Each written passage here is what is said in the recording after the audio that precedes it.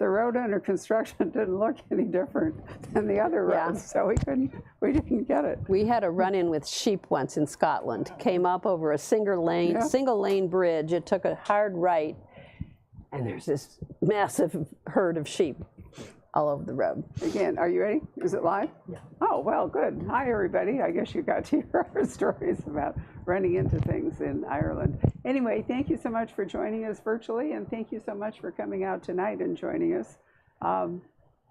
We haven't seen Kathy now for, is it 3 years?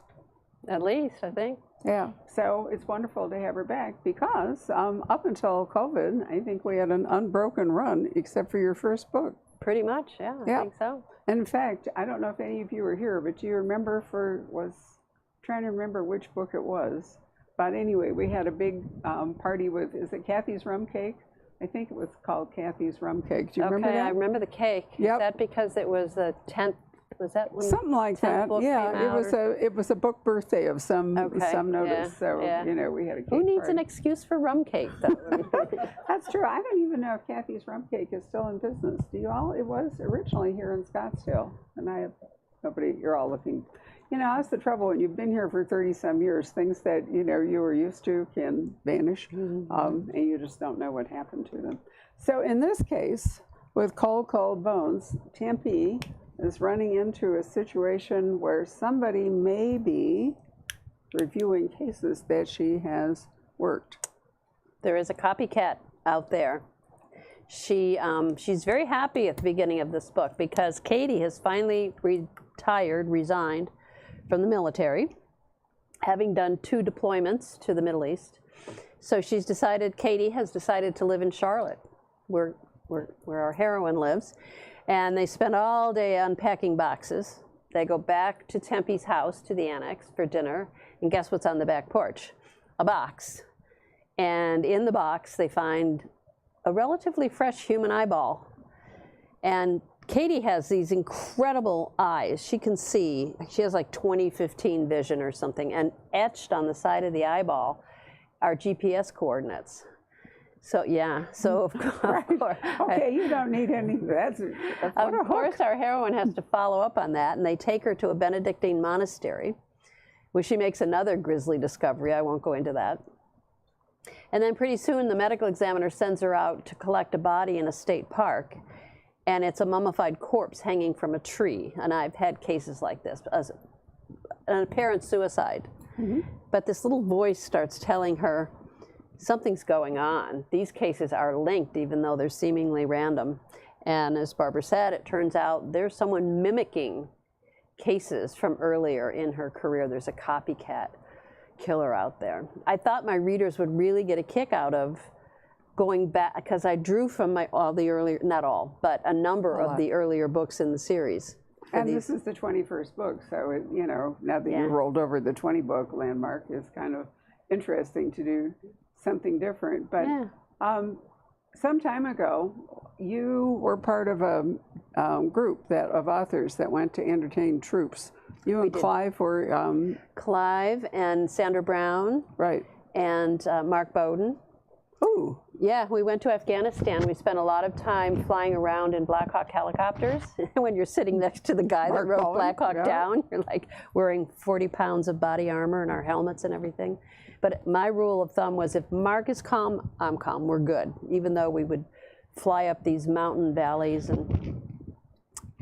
But we went to thank the troops for their service, and they spent all their time thanking us for coming. So it was... So the book after that, guess where Tempe goes? Afghanistan. I think, what was it? Bones of the Lost, I think. Yep. Yeah. But I thought that, you know, the fact that her daughter is served, maybe you were influenced by your trip there to have Katie in the... Katie's been in the military for a long time, though. Yeah, I know. Before I went to Afghanistan. But when you brought her back in this one, some of the things that are affecting her, I thought maybe you might have run into as a consequence of the trip. She's having some issues. She's probably suffering from some PTSD because she did 2 deployments to the Middle East, So there's a therapy that you talk about towards the end of the book, which involves eyes for people with PTSD. Yeah, my niece is a psychologist. She has a master's degree in psychology, and she told me about that. I hadn't been planning to do that, and I thought, well, that's a great idea. We'll put that in the book. So how does it work? I don't have any idea how it works. Read the book. It's in there a little bit. Well, yeah, and there was a thing in the acknowledgement. So this is since you've gone back and forth fairly regularly from Canada to Charlotte, well, occasionally both. This book all takes place in Charlotte, in North Carolina, yeah. Right? It's a completely Charlotte hometown book. And where's Ryan while all this is going on? Well, you know, he's retired now. Right. And he and Skinny Slidell have formed a PI partnership. And although Skinny can't completely cut the ties, so he's still volunteering doing cases with the Charlotte Mecklenburg Police Department cold case unit. And that's why he's working with Tempe in this book. He thinks one of these bodies that turns up mimicking an early case could be one of his cold cases. So under this setup, is it easier to have Ryan come to Charlotte than it would be to have him, if Tempe goes back to Canada, to have him? Well, he's off on a case. He's down in the islands. He's in the Caribbean. Right, but I meant if you did another book where she's back in Canada. The next book, which is called The Bone Hacker, okay, is in Montreal. All right, so Ryan, he's a PI anywhere, or is he a PI just in the United States, or what? Well, the way they've worked it out is he speaks, obviously, fluent French, so any of those cases would be his. And then Skinny, who doesn't even speak fluent English, but, you know. Yeah. Okay. So they kind of split it up that way.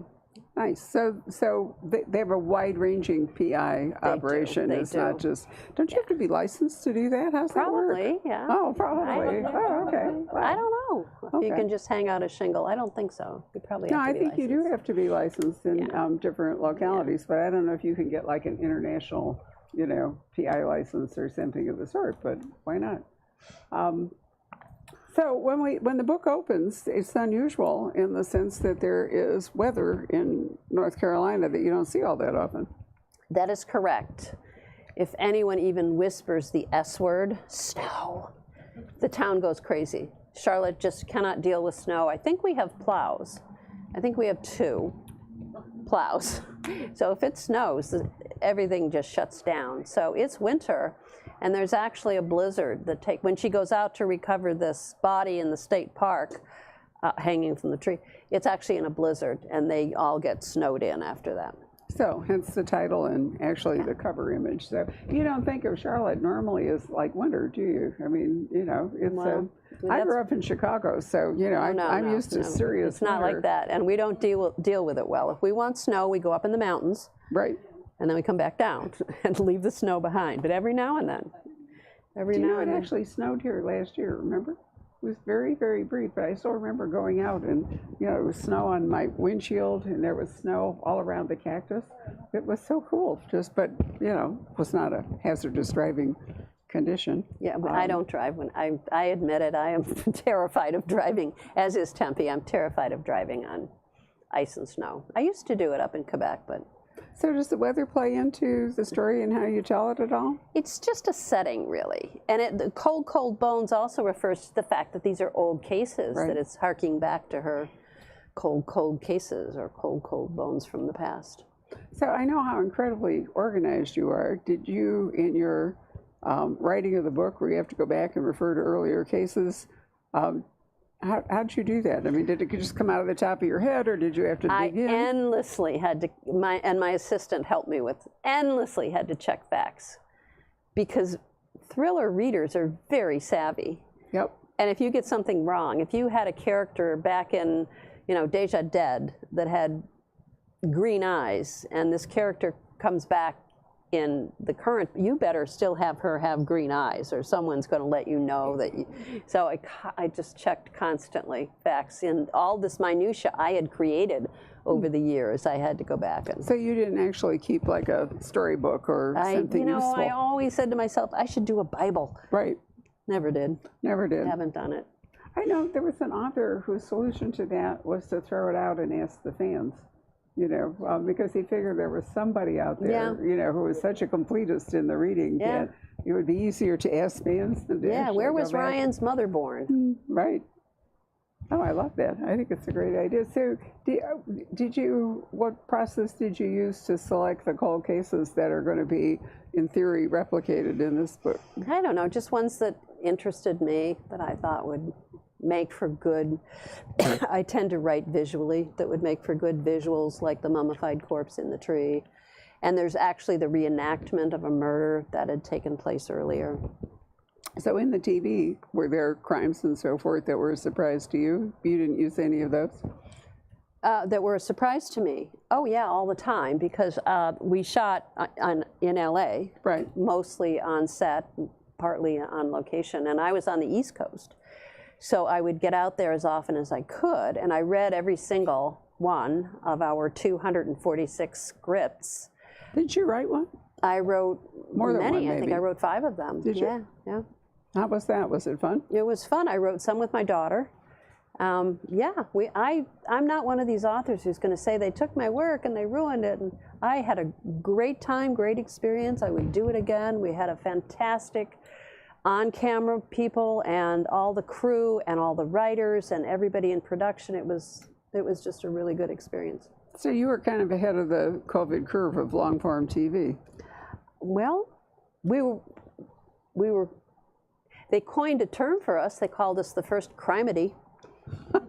That is a great term. It is. And that's kind of why I went with the 2 men who became our executive producers and our showrunner. Is we really were in agreement. We wanted a character-based show.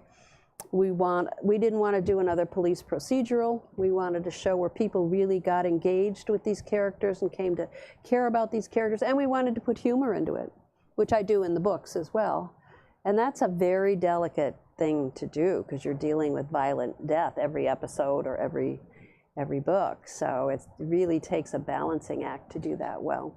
I think we talked at one point about the science, whether it was really accurate. Did you provide the science basis? Did they do their own research? It was both. We had researchers, just full-time researchers that we'd be in the writer's room and we'd come up with some. For example, I wrote an episode called The Dude in the Dam, and I wanted the opening scene to be an ATV driver who crashes and ends up in a puddle of slime, because I had read this little thing about leopard slugs, that they make slime. They're slugs. That's what slugs do. They make slime. But if you add water to it, it increases in volume by 90-some%. So I thought, ooh, awesome, big lake of slime, slug slime.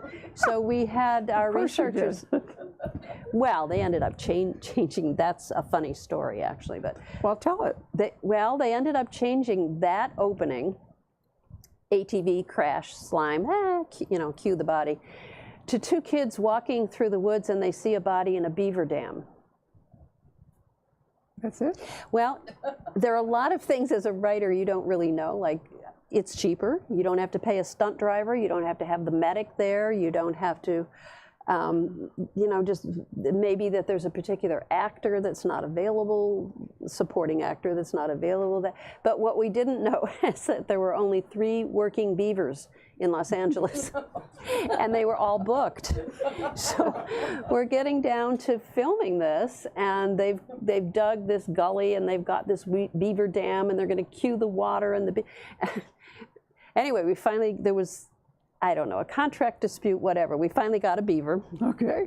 And they told us this beaver would bolt, that as soon as the wrangler opened the cage, the beaver would just take off. Anytime you have animals, you have to have a wrangler. So we had a beaver wrangler and a slug wrangler on set. So, we're all standing, and it opens with a tight shot on the beaver and then pans back, and she is giving a pretty good performance, even though when the wrangler did open the cage, the beaver just sat there. Turned out it was a very elderly beaver. But when when you see the shot, she's really doing a pretty good job. We thought, she might get a nomination for best performance by a beaver, small furry mammal or something like that. But the reason is people are standing around bribing her with carrots and lettuce and things like that. Get her moving. Get her moving, yeah. Anyway, that's the beaver story. Have you ever looked at maybe you have, at the credits that roll after some of these, and you think there can't possibly be enough you know, but now you know that, you know, you have to have a wrangler, you have to have, who was the slug wrangler and where did they find the slugs? Oh, I don't know. Half of the slugs were plastic, they were props, but Okay. the top layer of slugs were real slugs. Yeah. And did they make their stuff in it? No, No? no, because we didn't use the slime thing. Ah, got we it. used the body in the beaver dam. It was called The Dude in the Dam. That was the name of that episode if you're looking Isn't to. there a thing in Narnia, The Lion, the Witch, and the Wardrobe? Don't they actually take refuge in a beaver dam? I think the kids that go, I think that's right. So, yeah, pretty sure. That makes no sense because they're not tightly woven. I mean, Well, this there's is, not much if you could refuge go in through a wardrobe and there's into a whole water. new kingdom, I think you could probably okay. manage in a beaver dam. I love it. So are there, you know, do you miss it? I mean, Yeah, I everything do. comes to an end sort of with I know. TV. And we are still, to this day, the longest running scripted drama in the history of Fox. We went 12 seasons. Which is remarkable That's because most really of the long. time it's like Yeah. half that. There's Yeah. all kinds of, I've learned, contracts that actors, where they get pay raises and all kinds of things, and it gets very expensive to continue. Yes, it does. Plus, you know, if they get other job offers and, you know, all kinds. So that's really remarkable that you Yeah, went 12 for 12. seasons is really almost unheard of in Hollywood. Right, and so anybody can, they're residuals now, right? So it probably is running on something. Today, when I landed, we get an annual check still. Yeah. It's called back end if you own the show, Right. if you're one of the owners of the show, and there are 5 of us that own the show, Emily, David, myself, and 2 of the executive, and we got the annual back end check today when I landed. Neat. Opened my email and it was Pretty good. nice. It was nice. So. A gift that keeps on giving. Well, Yeah. all right, so back to this particular book. Actually, what would I want to, I know what I want to talk to you about. The Crazy Neighbor, and the turtle and the whole bit. Is that Yeah, I just thought that would be ongoing? kind of fun. Yeah, I don't know. I think I've introduced that character earlier, but not really done anything with him. yeah? Is that Walter, or is that the crazy Scott? She's got 2 crazy neighbors.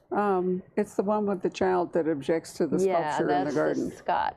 What's his name? I don't remember his name. What is his look name? it up. McAllister something? Anyway, yeah, that's new. I hadn't introduced him before, but Well, I thought, what is the deal with the kid? Because I kept thinking all the way through that there was going to be some interesting thing that happened. well, I don't want to give it away. Oh, okay. Notice I'm looking at the end of the book. Right. You got to read the book. You do. Well, I can't find his name. But it seemed to me that he was a useful character that when she's in Charlotte, that it would be sort of an ongoing Yeah. source of He may, conflict. yeah, And he may be back. He may Right. be back. But for an ongoing source of friction, she's got Skinny Slidell. So who doesn't work in Montreal? no. Well, but he does not. could now. He does not. No. So,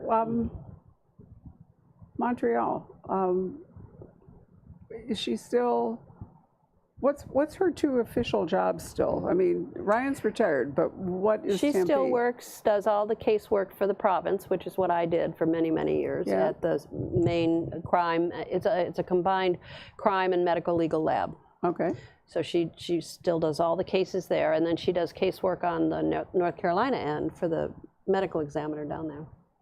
Okay. And is it fluid, or does she have specific times that she has to be in both places? Well, I worked on a per case basis. When they would call me in, I would do cases.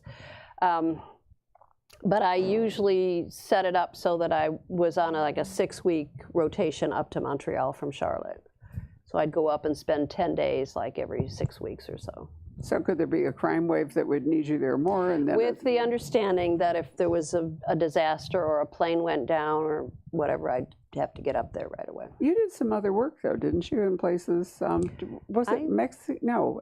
Guatemala. Guatemala, okay. Guatemala, and my 5th book, Grave Secrets, has Tempe in Guatemala doing human rights work, Right. doing an exhumation of a mass grave.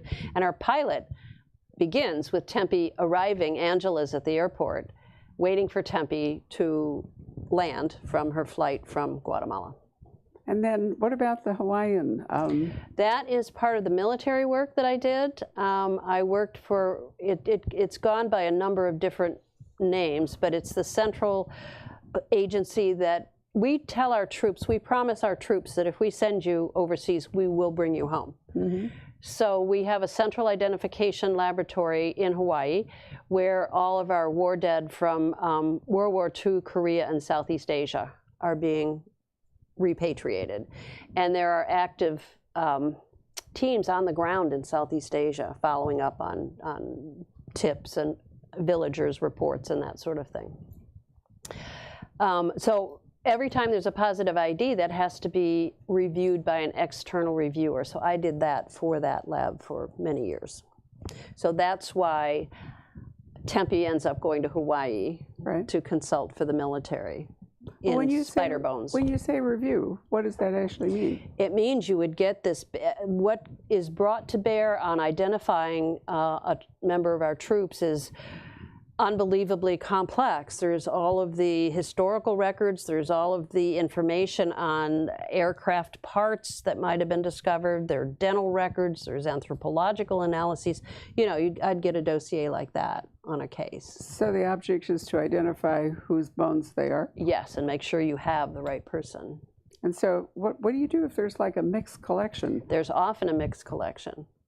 If a plane goes down, say, every now and then a World War II plane will be found in New Guinea or in Europe or whatever, and it's a mixed collection because there was more than one crew member on there. So you got, and it's hard because they're all young, and they're all male, and so you know a lot of your variables are not as distinct as they might be in other populations. Brad Meltzer's writing a series in which there is, I think it's New Jersey, there's some kind of receiving depot for bodies coming back from Europe. Dover, Delaware. Yeah, that's it. Yeah, Thank Dover, you. Delaware is where, all of the remains come in to the country here. Even if they're in Asia? I think everything comes through Dover, I'm pretty sure. I mean, fresh bodies and everything. They may also come in on the West Coast, I don't know, but that's a major receiving port. So if you haven't read it, it's an interesting, he's only written 2, so I say interesting series, but I thought about, Kathy's work in Hawaii when I saw this, although there's not a forensic anthropologist involved, it's, it's different. There are at Dover, yeah. No, I know there are, but in his book, I see. I didn't think he's writing a forensic Yeah. anthropologist. You actually did some training here, didn't you? Here meaning in this store? No, not in this. Well, sure, book training for sure. No, didn't you do some studying at ASU? Do I remember that right? Not me. Not you. No. Who was that, Patrick? I'm completely. Oh, it was Carol. Oh, I can't even think of her name at the moment. Wrote all those interesting and very odd books, which I loved. Beverly Connors? No. Carol who? Yeah, Carol O'Connell. Thank you very much. That's who it is. Right. Okay. Isn't he the guy that starred in All in the Family? Carol O'Connor? different one? Yeah, Carol O'Connell really was interesting. She wrote one book about a serial killer that went all the way from Chicago on Route 66 to Los Angeles, although I think it was in reverse, wasn't it, Patrick? It went towards Chicago. But anyway, I think she studied here. So over the years, there we are. Questions from the audience? Any of you have things you'd like to ask Kathy? We can't say a whole lot about the book, unfortunately. What's your favorite episode? The Dude in the Dam. I like the double death of the dearly departed. It's just so funny. You gotta love our titles, Yeah, everyone is the boy in the tree, or the girl in the woods, or the this and the that, or the witch. I wrote one called The Witch in the Wardrobe. There you are, Lady in the Lewis. Lake. Right, The Witch in the Wardrobe. Yeah. Love it. You're sure? Are you in archaeology? That's a great shirt. I went to college at NIU for archaeology. Yeah. Yeah. I was actually inspired by you. Ah, very good. Wow. Yeah. NIU? NAU. NAU. Northern, NAU. yeah, Okay. Northern Arizona University up in Flagstaff, which is a beautiful campus. Unfortunately, we had a huge wildfire that I was afraid was going to burn Flagstaff, but I don't think it quite made it, did it? They evacuated everyone on our side. Did they? Yeah. And burned the Sunset Crater Park and the whole bit. Yeah, it's really too bad. Indeed. Right. Anybody else? Yes. Have you ever thought about using this area as a setting for one of your books? Sure, I've thought of it. I love the desert. Not necessarily right now when it's 116 degrees out there, but yeah, I've. You know, they do find migrants dead in the desert who come across. Oh, I know. Yeah. So that would be interesting. Yeah. I have friends that work on those cases because they're out here. Yeah. Yeah, I think that would be a good setting. I send my character to places I've been. She went to Guatemala, she went to Hawaii, she went, where else? She went to Israel. Israel, I was just going to say, that was one of my favorites of her earlier That was cases. really fun to research. My colleague, James Tabor, who's a first century Roman occupied Palestine specialist, archaeologist, went with me and took me all around, and we went to Masada and the Dead Sea, and I really enjoyed researching that. She's been to Afghanistan, she's been to the Maritimes, Nova Scotia and the Maritimes, she's been to Yellowknife up in the Northwest Territories. That's because I've been to all those places. And what were you doing in Yellowknife? they actually have a little literary festival up there. And the president of Simon & Schuster, who's a dear friend, he's been my publisher in Canada for 25 years or whatever, since book one. We're always looking for, little boondoggle places to go. So he said, there's this little book festival in Yellowknife. Do you want to go? And I said, sure. How great. It's in the Yukon, isn't it? No. No, but Northwest it's the Territory? Northwest Territories. Oh, Yeah, okay. yeah. How about Churchill? Have you ever been there? have not Churchill been to is where all you go for all the polar bears in northern Canada. I've always wanted to do that. Yeah, no, I haven't been there. Not okay. Yeah. Christine, do you have a question? I did. I want to thank you so much for having a cold setting, because that was one of the things that drew me here. I'm looking forward to reading about the snow. Okay. Did you choose the snow and then your story, or did you have the story saying throw some snow in? I think probably what happened is while I was constructing the story in my mind, a book will start out kind of like vegetable soup, and I'll hear something or read something or see something or work on a case or something, and then there'll be these little bits and pieces. Then I pick the science that's going to drive the solution. Eventually, it all starts to come together and congeal, and somewhere along there, I decide where I'm going to put it.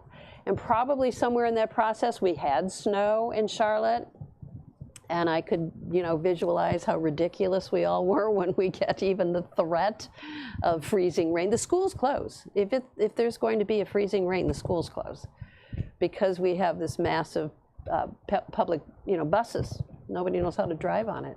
So if there's even a suggestion of snow, the courts close, the schools close. So I just thought that would be fun to play with. How big is Charlotte now? If you count all the surrounding areas, we're close to 1 million, I think. We are the second largest financial center in the country behind New York City. I didn't know that. It's all about banks. We're the headquarters for these big mega banks. Yeah, and it's also, doesn't American, if you want to go somewhere, you have to go to Charlotte half the time? Probably, yes. I think so. Especially, doesn't your airport have like white rockers? We do. We have rocking chairs. I have been Many do through now, Charlotte. but we started it. Right. Yeah. Anybody else? Yep. Are you ever writing more books with your son? I don't know. We did 6 of the Virals books, and then he dumped me. He signed a contract. He did 3 books in a middle grade series called The Dark Deep, and then he did 3 books in a young adult, skewing a bit older than the Virals, Nemesis, Genesis, Crystallis. He did that 3-book series, and I think he's now writing something for DC Comics, like the text for Superman books or something like that. So he's pretty busy right now, but he's starting to make noises about writing adult, not young adult. So we'll see where that goes. Well, comics are having a real renaissance. Also, graphic novels. So. It's not a comic. It's a graphic. A graphic novel. It's a graphic novel. Right. Yeah. But there's a whole nostalgia thing for Marvel. I've seen that. Who is it, Patrick? That one of the major publishers is doing a whole Marvel comic. They put it together as like a $40 or $50 book or something. But they're doing Superman and Batman and the whole bit. How many of you used to? No, Superman is DC. Oh, is it? Let's get it straight. Thank you. All right, Batman's okay. I don't know where Batman is. He's also DC. Okay. All right. So who's Marvel? Straighten me out. Avengers, Ah. Guardians of the Galaxy, Wonder Woman, where's she? Wonder Woman's DC. She's DC. So maybe they have a deal with DC too. I should look that up. All these iconic characters. I love it. Patrick, are there any questions from the viewing audience? Looking, Kathy, I have a question for you. Uh-huh. I know that- Can you come out? Because you're just a voice otherwise. Yes. It's God speaking to. Now, my question is about, technology and, the incredible advancements that are happening all the time in your field. Are there anything you can kind of share with us that maybe you haven't put in a book yet, or? Oh, people are always just journalists when they come to visit my lab. When they used to be able to, they cannot anymore because of DNA, because everyone's DNA has to be on record in case there's contamination issues. But that's the big gorilla, is DNA. I mean, DNA existed, obviously, but it really wasn't being applied in a forensic context back when I started writing these books. Whereas now every single case, you can't use DNA on every single case. If you have an completely isolated set of bones, we don't have any idea who this is. DNA won't do you much good because you don't know who to compare it to. You don't know whose family to go and get a DNA sample, that kind of thing. But that's got to be the big gorilla in the last. Or any of those 23andMe kind of things, services. Michael Connolly used it, that kind of collection in a book a couple of years ago. Yeah. How at that time anyway, it was completely unregulated, and Right. And so there's some wiggle room for nefarious activity. Yeah. Well, the book before this, the Bone Code, looks at that very same topic. Yeah, because we now have and the Bone Code it's a good example of what we would call ripped from the headlines, which is where some of my ideas come from. I read this little story about a Chinese doctor. We now have the whole human genome has been mapped, and we have CRISPR, which is the technology to modify it. But the scientific community had pretty much agreed we're not going to use that to create designer babies. And yet this Chinese doctor did just that. He modified the genomes of 2 unborn little baby girls. So I read that and I thought that's a great premise for a book. What if someone uses this knowledge and this technology for, nefarious purposes? So that's the theme of the Bone Code. Finally, any landfill cases? Oh, I have never, knock wood, had to do a landfill case, but I have colleagues who have spent weeks in landfills looking for bodies that are somehow they know they're in there. We had one major thing here, didn't we? There was purportedly a body in one of the landscapes around, I don't remember, was it in Chandler or somewhere? But landfills are mapped. I mean, they don't just dump the stuff in there, but they're quadrants, and you know what went in on what date, and it's still a mess. Yeah, they showed. I think it was on First 48, set here in Phoenix, and they were able to do that. Yeah. Where they picked up this particular dumpster, where it went in the grid. Yeah. And they actually found Was that the woman in Scottsdale who chopped up her husband and put him in the dumpster? No. It was one that was like, where the person two guys dumped in the garbage in the alley, Yeah. and that body then ends up in the landfill, and they were never able to find it. And it was like the thought that kept going in my mind is, all right, you've now told everybody in the world, here's how you get rid of a dead Exactly. body. Yeah. Years ago, Aaron Elkins, who also had an anthropologist as his main character, Gideon Oliver, he actually had a recipe for defluencing a body that involved Tide. And I thought to myself, when that Scottsdale woman did whatever, that if she'd read Aaron Elkins. It involved what? Tide. Part of the deal. That's just to cut the grease down. Well, nonetheless. I use Tide. Just to cut the grease down. Does it work in your washing machine? Yes.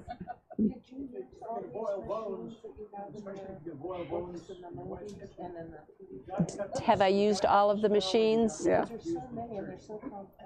Yeah, I have not used like gross gas chromatography or mass spectra, but I have colleagues. I'm lucky they're right across the hall. If I need that expertise, I can walk over there and ask them for help. But I don't. Still working full time and then. No, I'm pretty much retired. Yeah. That's hard to imagine you retired. I mean, the entire time I've known you, you've worked like 3 jobs. I know, at least 3 jobs. What are you doing in retirement besides going to Ireland and breaking ribs? Focusing on, well, I have 6 grandkids now.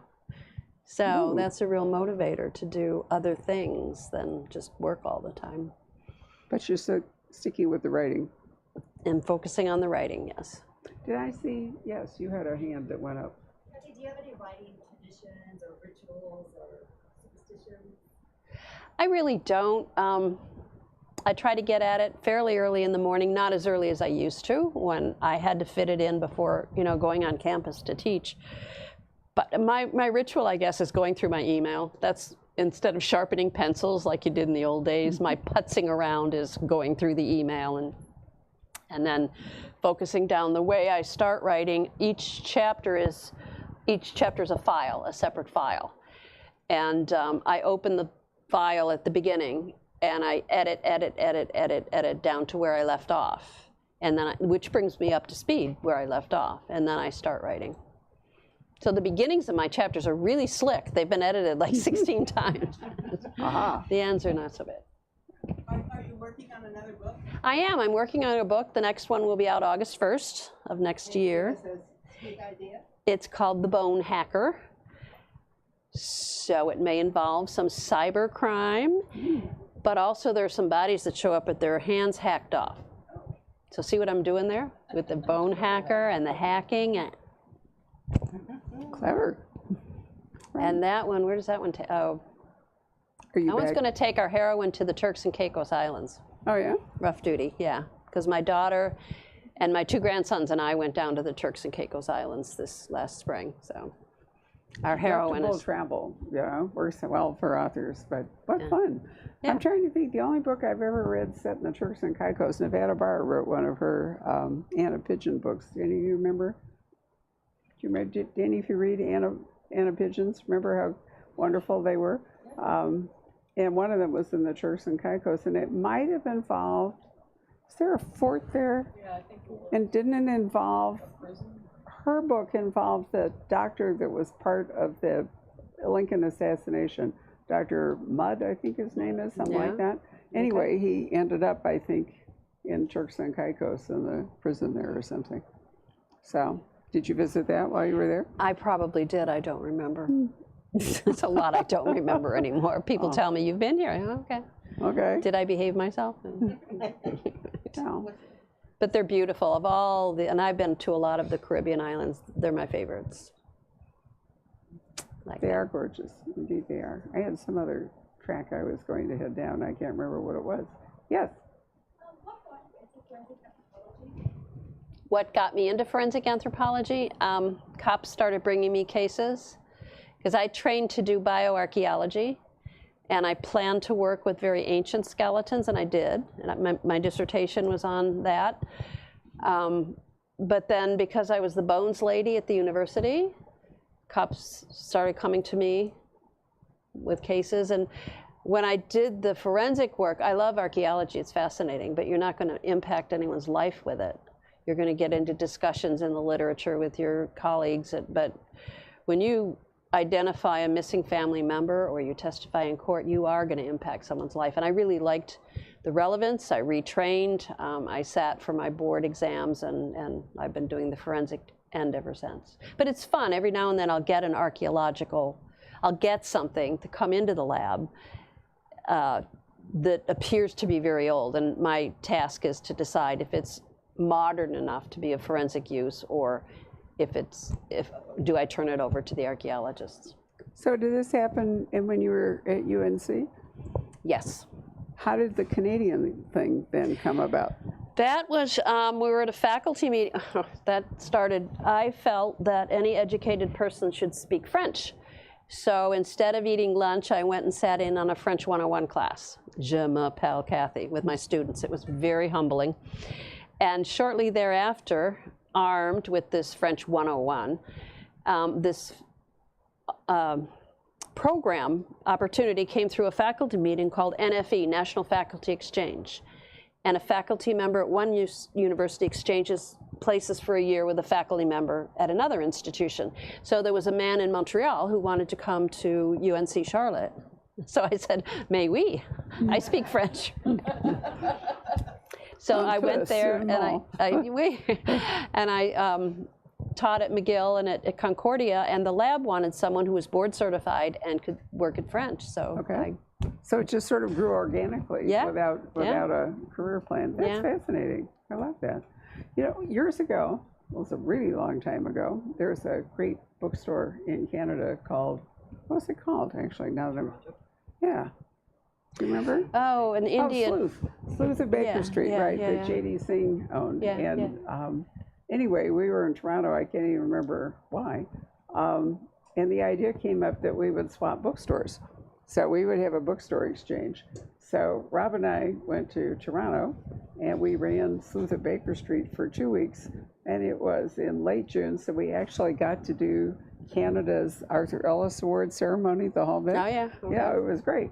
So they came to Scottsdale, but the thing they had forgotten to look at was what the temperatures would be like in Scottsdale. So we were happy in Toronto, and they were sweating it out here in Scottsdale. But it was really fun to do that. I've often wished that you know, we could do something like that again. It would be outstanding. Okay. Anybody else have a question? I saw somebody new come in. No? Not yet? He's hiding in the back. What do you like to read, Kathy? I read all over the map. What am I reading right now? I'm about to finish it. I need a new book. I'm reading Kava.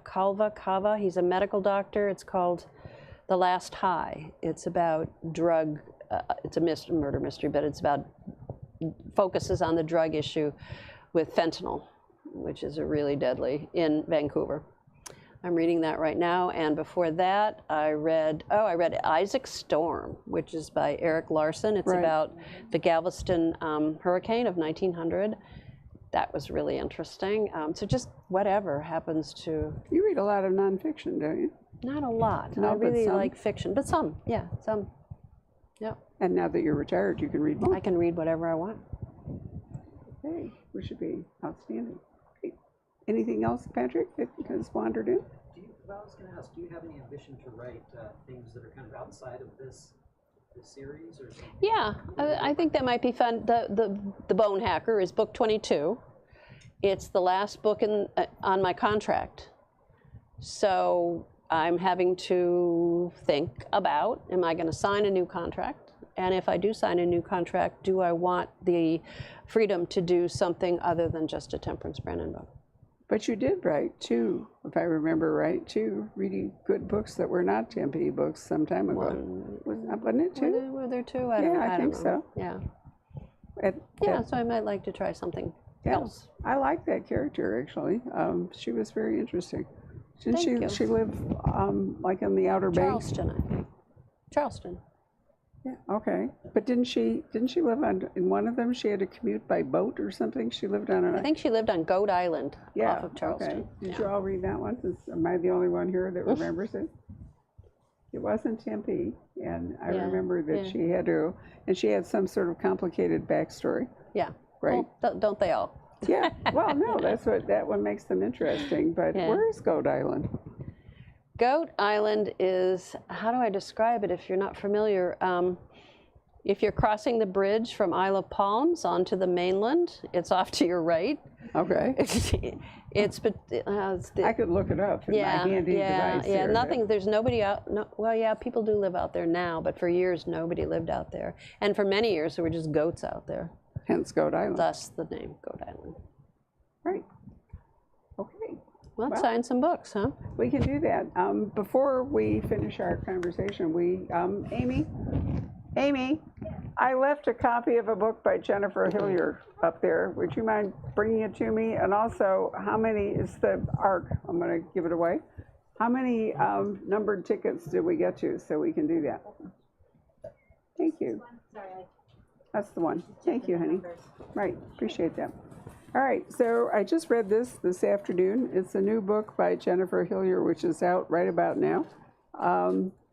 Interestingly enough, the woman in it is from Canada, but she has reinvented herself for reasons that eventually become clear. And she's in, I think it's Seattle, where her husband who's much older, is found dead in the bathtub, having bled out from his femoral artery, and she is quickly arrested as the suspect. And you know that she didn't actually do it, but nobody else does. And then there's a whole long history behind it. It's really a terrific book. So, all right. So, Kathy, can you pick a number between 1 and 13, and we will give this book to whoever. How that about is. 13? Oh, is that you? I said that's his lucky number. Lucky 13. That's it. Okay. All right. Well, then I will give you, or Patrick will hand over Jennifer Hillier's book to you, which I enjoyed a lot. Right. So thank you all Good very choice, much for I know. coming. And Kathy, do you want to sign here, or do you want us to move you to the little table where you can sit down? Either one. I mean, Okay. Or if you're happy where you are, we can just move everything out of the way. So if you guys would be kind enough to line up by number. And, yeah. Sure. This is no, it's easier for you not to. no, it takes us 2 seconds.